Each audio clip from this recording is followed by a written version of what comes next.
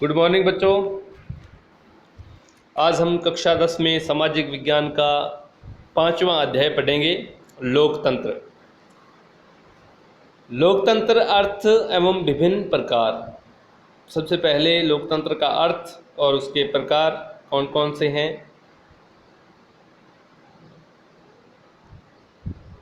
सबसे पहले है लोकतंत्र का अर्थ, मीनिंग ऑफ डेमोक्रेसी। अंग्रेजी शब्द डेमोक्रेसी का हिंदी अनुवाद है लोकतंत्र या जनतंत्र या प्रजातंत्र।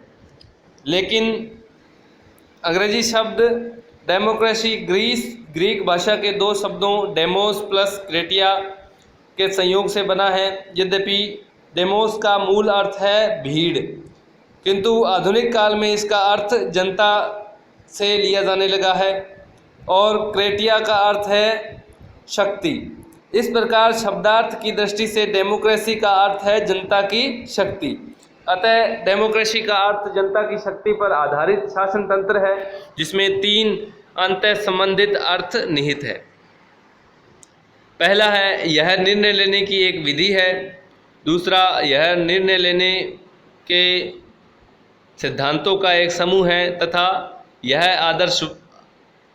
आदर्शात्मक मूल्यों से संबंधित अवधारणा है। आधुनिक काल में लोकतंत्र को केवल शासन का एक रूप माना जाता है। बर्न्स के अनुसार लोकतंत्र एक ऐसा शब्द है जिसके अनेक अर्थ हैं और इसके साथ भावात्मक अर्थ भी जुड़ा है। लोकतंत्र के वास्तविक अर्थ को समझने के लिए ज़रूरी है कि हम उसके विभिन्न रूपों से जुड़ी अवधारणाओं से परिचित हों। अब है लोकतंत्र के विभिन्न रूप, वेरियस फॉर्म्स ऑफ डेमोक्रेसी। आधुनिक काल में लोकतंत्र के मुख्य रूपों एवं उनसे संबंधित अवधारणाओं को निम्नलिखित रूप से स्वीकार किया गया है। इसके रूप कौन कौन से हैं? पहला है राजनीतिक लोकतंत्र, फिर सामाजिक लोकतंत्र, आर्थिक लोकतंत्र और नैतिक लोकतंत्र। सबसे पहला है राजनीतिक लोकतंत्र। राजनीतिक लोकतंत्र को अतीत में व्यक्तिवाद लोकतंत्र कहा जाता था, किंतु आधुनिक युग में इसे उदारवादी लोकतंत्र कहा जाता है। आधुनिक युग में राजनीतिक लोकतंत्र की उत्पत्ति पश्चिमी देशों से हुई, अतः इसे कभी कभी पश्चिमी लोकतंत्र भी कहा जाता है। मार्क्सवादियों ने इसे पूंजीवादी लोकतंत्र कहना पसंद किया है। उदारवादी विचारकों ने समस्त राजनीतिक लोकतंत्र को 2 रूपों में व्यक्त किया है या उल्लेख किया है। पहला है राज्य के एक प्रकार के रूप में लोकतंत्र तथा दूसरा है शासन के एक प्रकार के रूप में लोकतंत्र। राज्य के एक प्रकार के रूप में लोकतंत्र का अर्थ है लोकतांत्रिक राज्य यानी डेमोक्रेटिक स्टेट।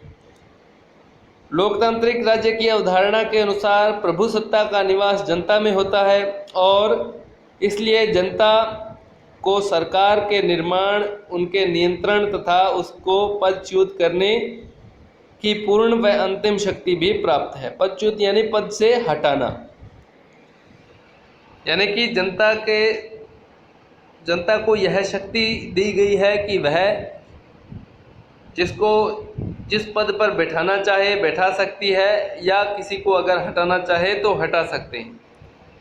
शासन के एक प्रकार के रूप में लोकतंत्र का अर्थ लोकतांत्रिक शासन से है। वास्तव में लोकतांत्रिक शासन की अवधारणा लोकतांत्रिक राज्य की अवधारणा के सैद्धांतिक पक्ष का ही विकसित एवं व्यवहारिक रूप है।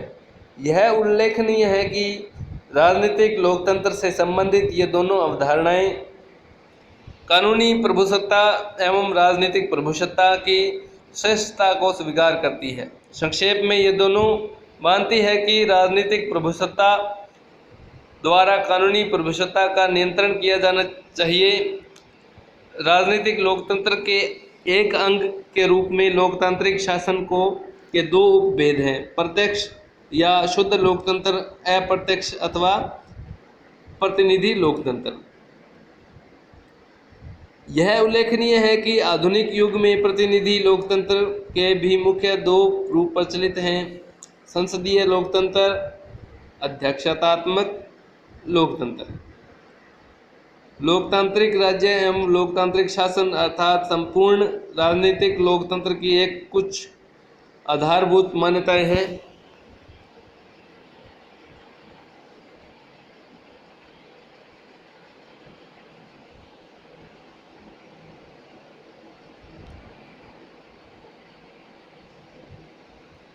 जैसे राजनीतिक लोकतंत्र उदारवादी संविधानवाद में विश्वास करता है।